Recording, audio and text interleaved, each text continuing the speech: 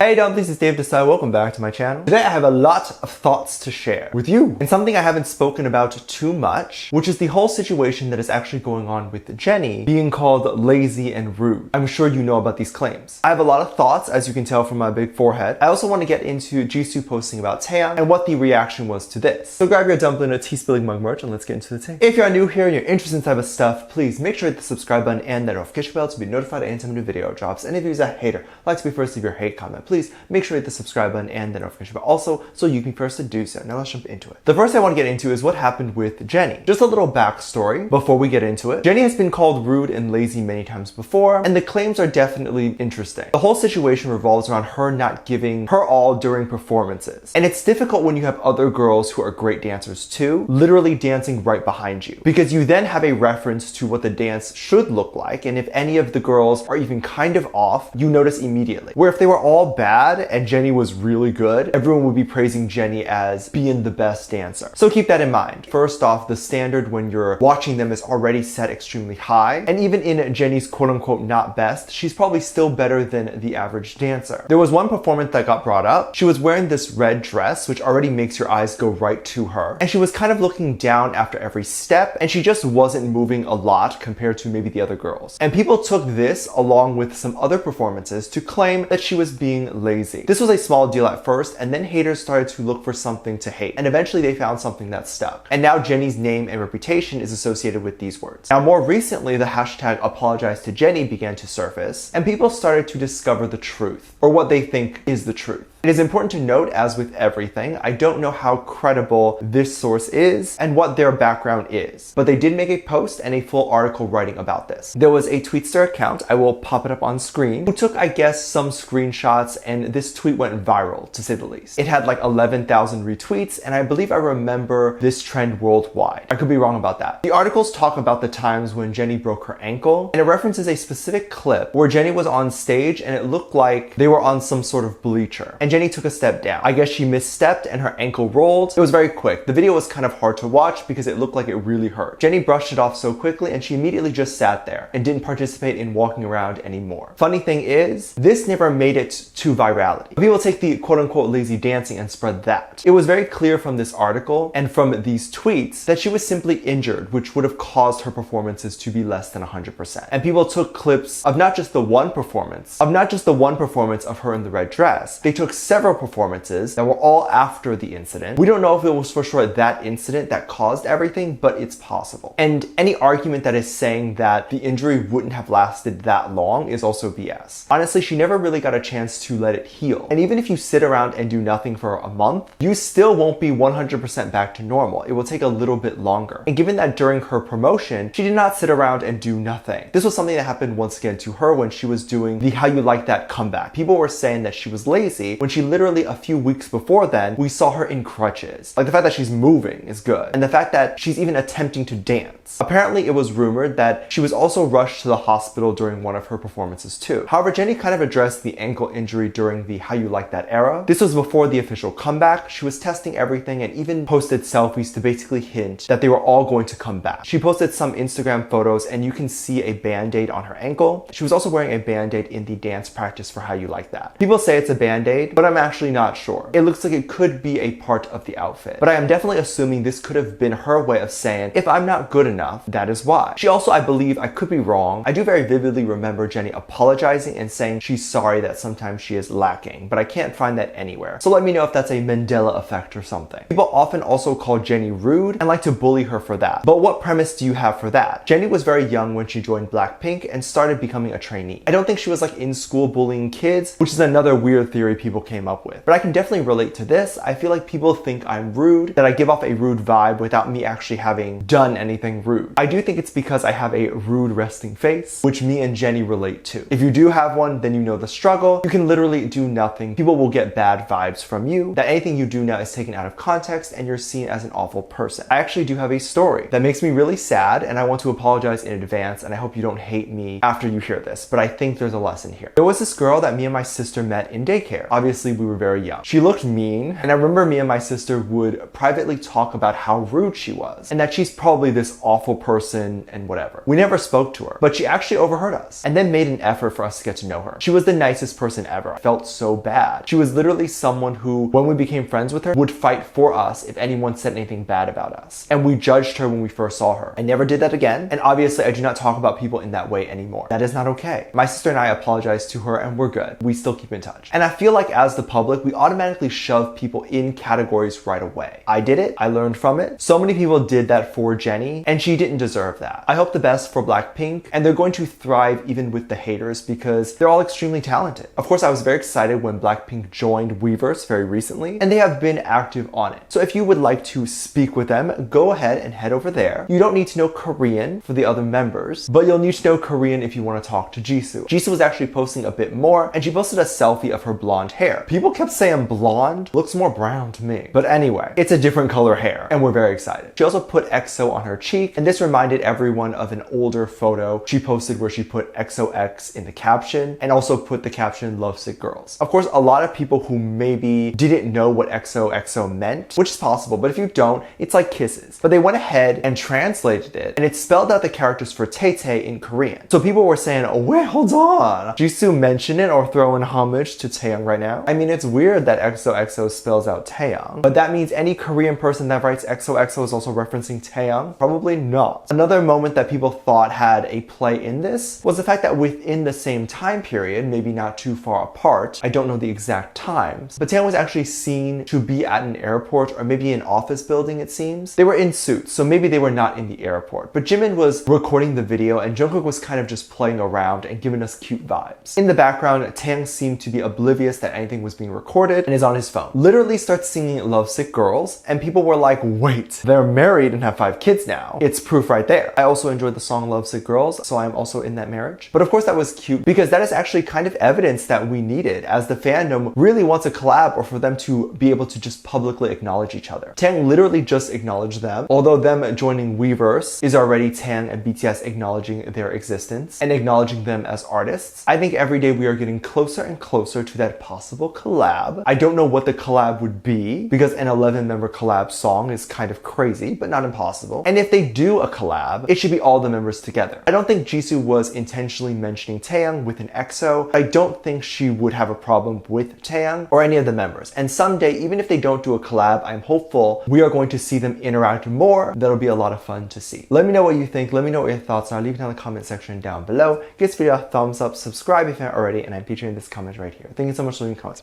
And as always, I do have a Patreon if you want to go over there and check that out. I have a lot of videos over there that I can't really post on here. This is due to copyright or getting taken down, so I do keep it over there on my Patreon. You can get videos over there like music video reactions, performance reactions, ship reactions. You can also recommend things you would like to see over there. We also have a great time interacting with each other over there and fangirling over the BTS TV show reactions, fan cafe reactions, all that stuff. So if you're interested in any of that, link is in the top of the description down below. There's also a video over there that kind of goes over how you can support this channel even more if you would like to do that. That is on the front page and it's free to watch. With that said, there's 2 videos that will appear up on screen at the end of this video, so click on one of those and I'll see you over there. Bye.